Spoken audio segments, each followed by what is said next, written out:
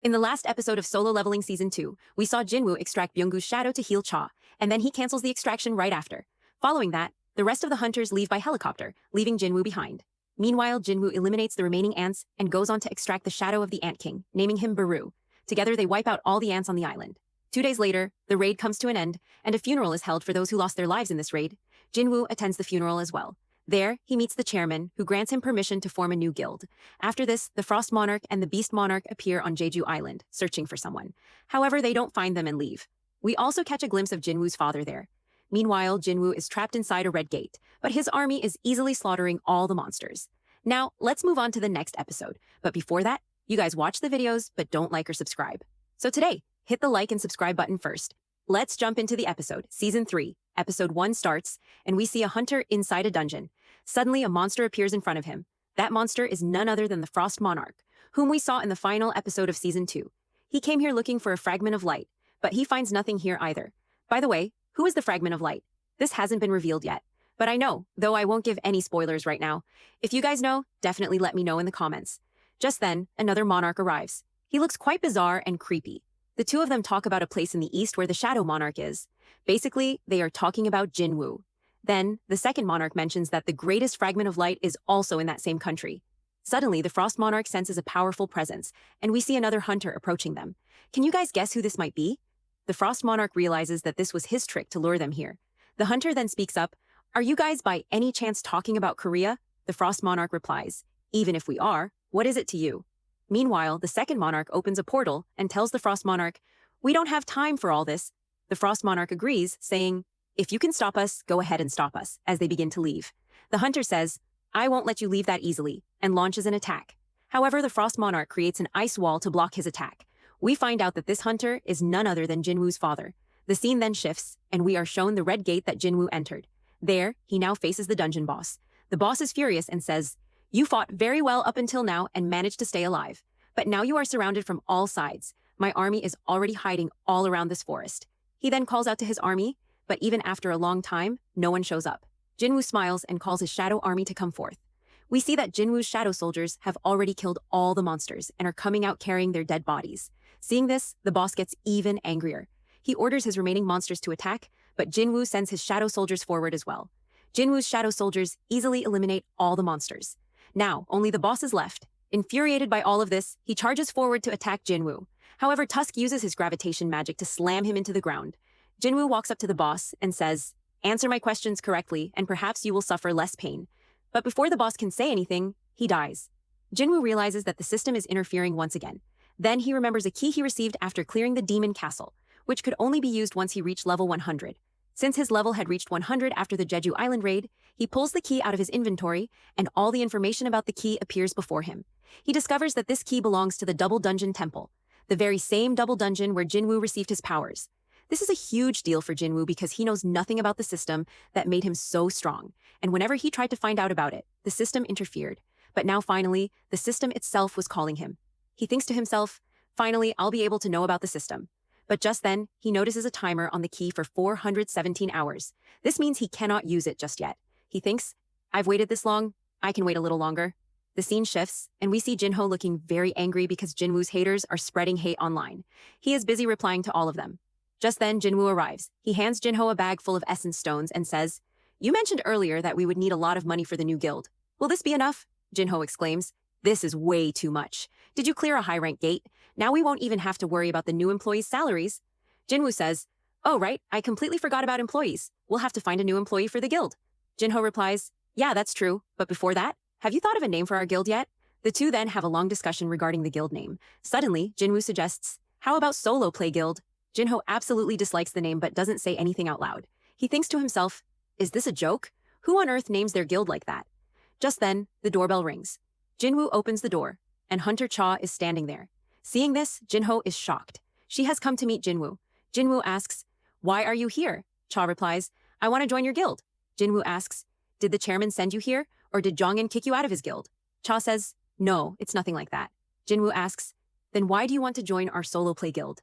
Hearing this, Cha is shocked. She asks, "Did you really name your guild Solo Play?" Jinwoo says, "Yes, me and our vice guild master decided on it together." Jinho speaks up internally. "Wait, when did I decide? And what about the name I suggested?" Jinwoo tells Jinho, "You didn't say anything, so I thought you agreed too." Then, Jinwoo notices that Cha's heartbeat is racing, even though she is acting normal. He suspects she is hiding something. Jinwoo says, "You are still under contract with your old guild. How can you join our guild?" Cha replies, "I will pay the penalty to break the contract, whatever the amount may be." Jinwoo grows even more suspicious. He thinks, she is ready to pay such a massive penalty just to join my guild. Jinwoo tells her, "We don't have the money to pay a salary to an S-rank hunter like you." Cha says, "I don't even want a salary." Jinwoo asks, "Then why do you want to join our guild?" Cha starts blushing. The truth was that she had fallen in love with Jinwoo, but was unable to confess it. That's why she just wanted to be near him. But she couldn't say a word and just kept blushing. Jinwoo says, "All right, you can join. But before that, you have to pass an entrance test." Cha asks, "What kind of test?" Jinwoo replies, "You have to defeat the strongest shadow soldier chosen by me." Cha says, "All right, I'm ready." After this, both think about going to the Hunter Association's gym for the entrance test. But the gym is quite far, so Jinwoo thinks, why not use the shadow exchange skill? This will also give him a chance to find out whether he can teleport someone else along with him or not. He calls Cha a bit closer and uses the shadow exchange skill. The skill works, and both of them teleport into the gym together. Cha is highly astonished seeing how this happened. Jinwoo says, "All right, let's begin now." But Cha says, "Hold on a minute, I left my weapon back at the office." She then brings a sword from the gym's storage room and says, "Now I'm ready." Jinwoo summons Igris and says, "He is the best swordsman in my shadow army." Cha asks, "How will the winner be decided?" Jinwoo answers, "Either until you destroy my shadow soldier or until you surrender yourself." Jinwoo was thinking to himself, "I told Cha I would use my strongest shadow soldier, but it won't be right to bring Beru out in front of her. It was because of him that Cha was so severely injured on Jeju Island. That's why Igris is the best choice." Following this, their fight begins. Their swords clash, causing a loud explosion. Just then, we see that the chairman is also in that building. He hears the sound too. He wonders, no hunter had reserved the gym for today. When he checks the gym's security cameras, he sees Jinwoo and Cha. He wonders when and why they came here. Then he remembers that right after waking up after the Jeju Island raid, the first thing Cha asked about was Jinwoo. The chairman assumes something is brewing between the two. Therefore, he orders the gym cameras to be turned off because he didn't want to record their private moment.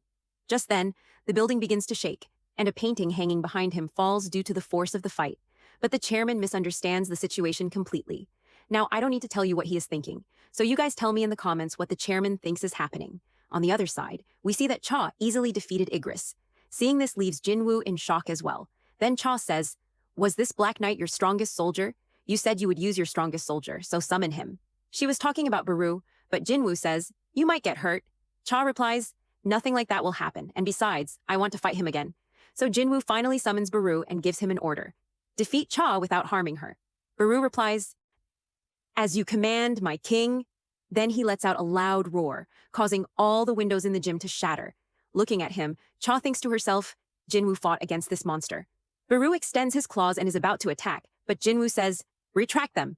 Otherwise, if Cha gets even slightly hurt, I won't let you off." Beru instantly pulls his nails back in and says, "Yes, my king." Cha prepares to attack, but suddenly Beru appears behind her. Cha remembers that he did the exact same thing on Jeju Island. She says, "Do you think I'll fall for the same trick twice?" and immediately slashes with her sword. However, Beru stops the attack using just 2 fingers. Beru thinks to himself, "My king ordered me to defeat the opponent without hurting her.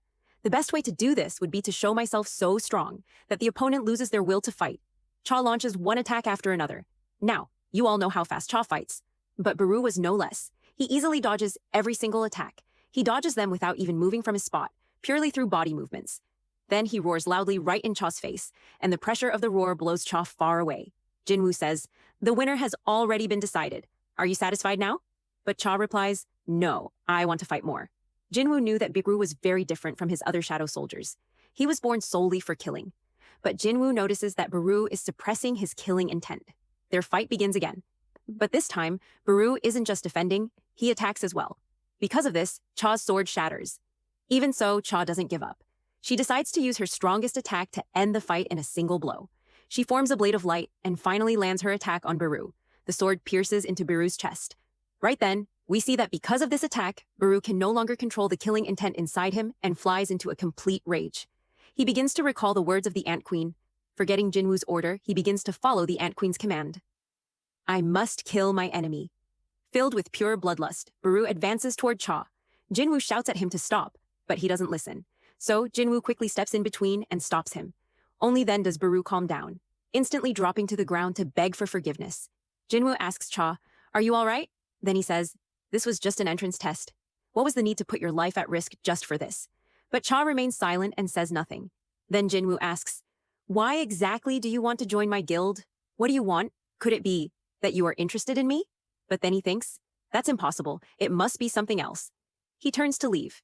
Just then, Cha says, yes, I am interested in you. After saying this, she begins to blush. And with that, the episode ends. Well, that's all for today. If you like the video, give it a like and subscribe for more content like this. Until then, see you in the next video. Bye.